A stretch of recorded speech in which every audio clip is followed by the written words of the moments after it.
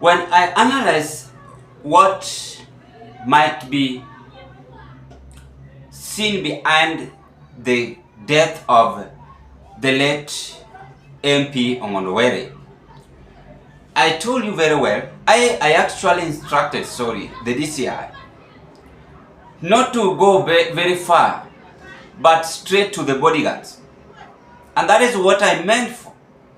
Because I knew that the plan was made by the bodyguards. Now, you see what? You guess what? The news we are receiving, forget about all those you have seen in social media. Things are now coming into conclusion that the bodyguards are now involved. They're the ones who are involved in the death of the late MP of Kasipul Ongondo. There is another leak that the PS of Interior, Raymond Omolo, is also among the people involved in the incident. And I'm very much shocked after I had come across this video. Edwin and Dennis, who reportedly revealed to police that the murder was part of a well-coordinated plan. One, they say, involved none other than Honorable Were's own bodyguard and driver. These explosive claims echo earlier allegations made by the first suspect, William Imoli, who was arrested on Sunday. Imoli told detectives he had been paid 8,000 shillings by the MP's bodyguard to drop off unidentified individuals at a petrol station near the crime scene just moments before the fatal shooting. He claims that that's why his vehicle appeared in surveillance footage from the area, a detail now central to the investigation. Detectives are now working to verify these accounts and match them with forensic findings. In light of these developments, the arrest of the MP's bodyguard and driver became inevitable as the probe enters a critical phase. Following the arrest, investigators proceeded to the bodyguard's residence in Udhiru, where a search was carried out in pursuit of additional evidence.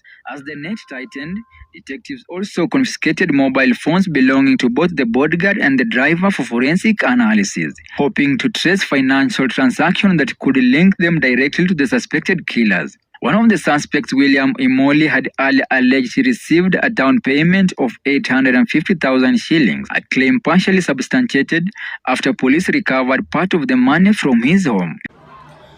Ladies and gentlemen, I told you, kikulacho kingoni mwako. The person who pretends to be close to you is the person who can kill you easily. The person who laughs with you day in, day out is the person who can kill you easily. I am telling you for free. We live in a world where no one is interested in your progress. Even your relatives. Maybe your wife and sons and daughters, maybe, in some occasion.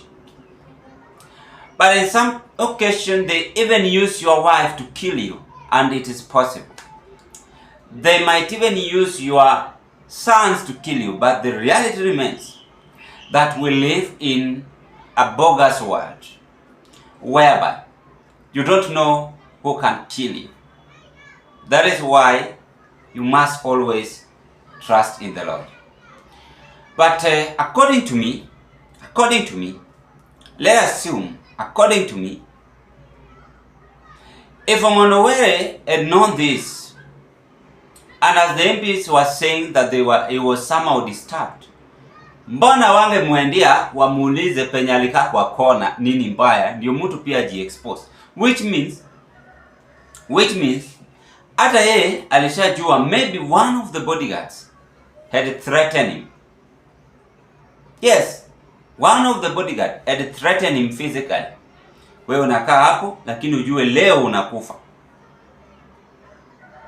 So angekuwa aseme hivi, maybe ajue another he can be shoot in the parliament or outside the parliament. Mjua mtu akisha kuambia leo unakufa, so huwezi jua bunduki itatokea wapi.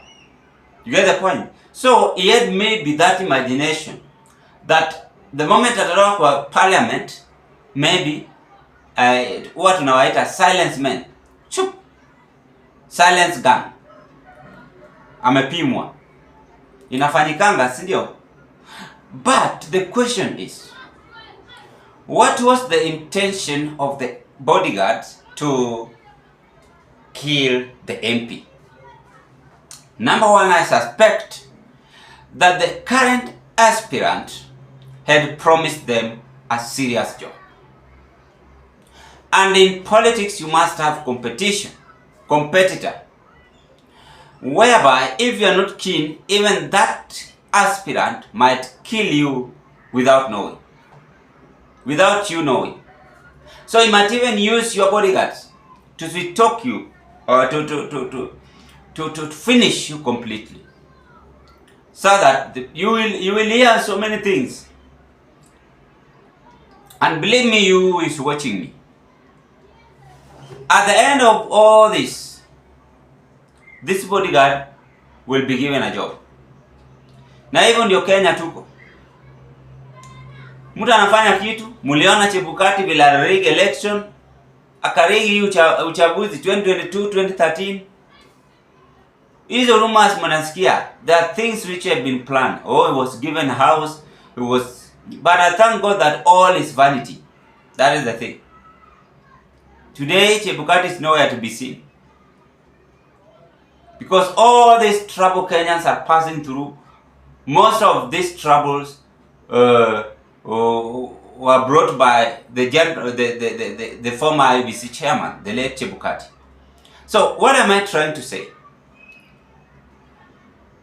In fact, this country, mtu anafanya kitu na hakuna kitu unaweza mfanyia. Hakuna kitu unaweza mfanyia. Mpaka unaona huyu naye ndiye ameua huyu jamaa.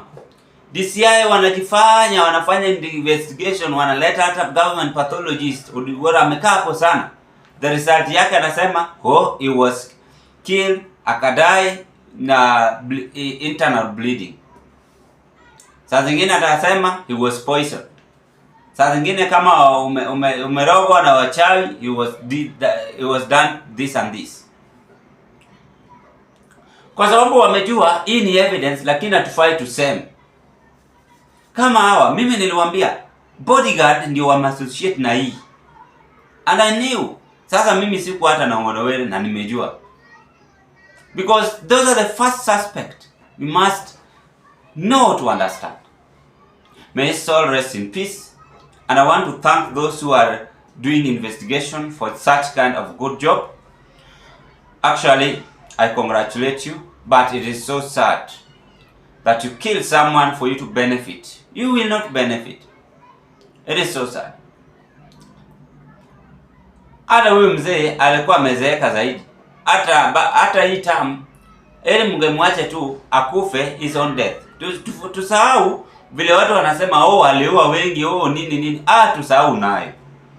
Let us put aside. But when you look, hata angemaliza tu his second term, watu kama hao vile alikuwa anaongea, angesema yeye hapana, endelea na mtu mwingine aendelee. Sidhani kama angeendelea hata after that second term. Angeendelea kwa position nyingine or retirement. I know that. Ni kitu unaona tu. But so sad. You are making the family to lose. Anaacha bibi mchanga, anaacha watoto wachanga, bado walikuwa wanamtegemea, wewe unamuua ubenefit. Ladies and gentlemen, tuachane na siasa ya hasira, tuachane na chuki. Let's focus and build this our country. Bye bye and all the best.